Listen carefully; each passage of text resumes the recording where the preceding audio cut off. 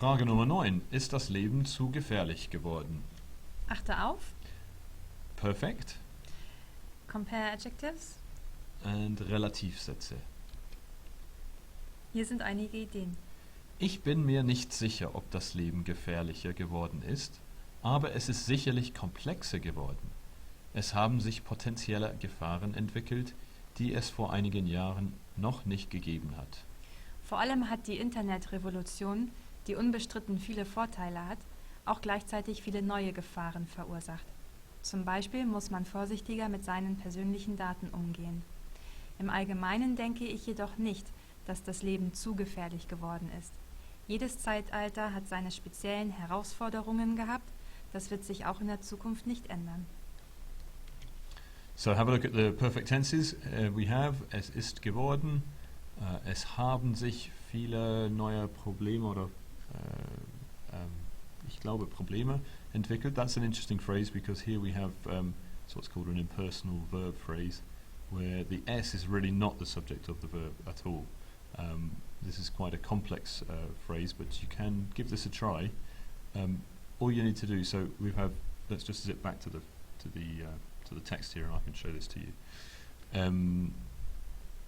In the second, we're in the second paragraph, in the second line, right in the middle of the first. In the first paragraph, second line. Es haben sich potenzielle Gefahren entwickelt.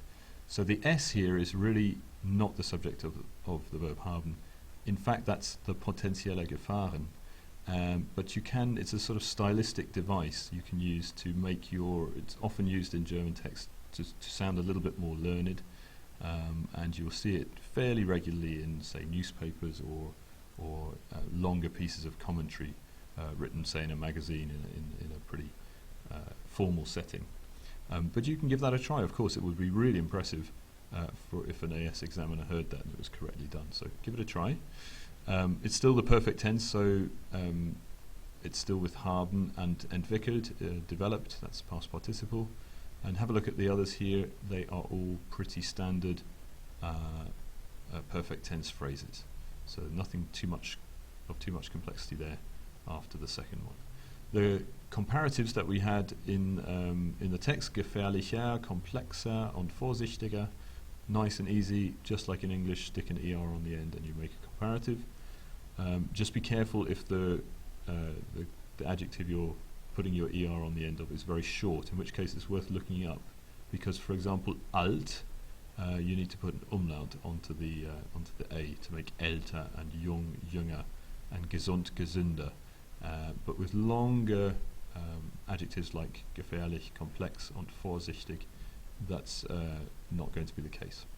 We also had our good old favourites now, the AS speciality relative clauses, and you can see in these phrases we'll have a word from the der, die, das table, which refers back to a noun in the previous clause. So in the first one, potenzielle Gefahren entwickelt, die es vor einigen Jahren noch nicht gegeben hat. The die there is referring back to the Gefahren, the dangers. And in the second one, and it's die because it's the subject of, I beg your pardon, es gegeben, this is tricky, but it's definitely die because it's, are we thinking accusative or nominative? Accusative here because, of course, because it's with geben in the sense of es gibt, and that's always followed by the accusative. So it's the accusative, it's referring back to the plural dangers.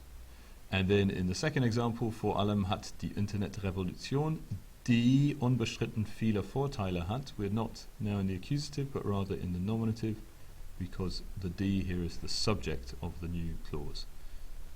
Because the revolution itself has undeniably had many advantages. And the die is now the subject of the verb hat, and remember that the verb goes to the end in one of these relative clauses. A little bit complex, but give it your best shot and ask us if you have problems.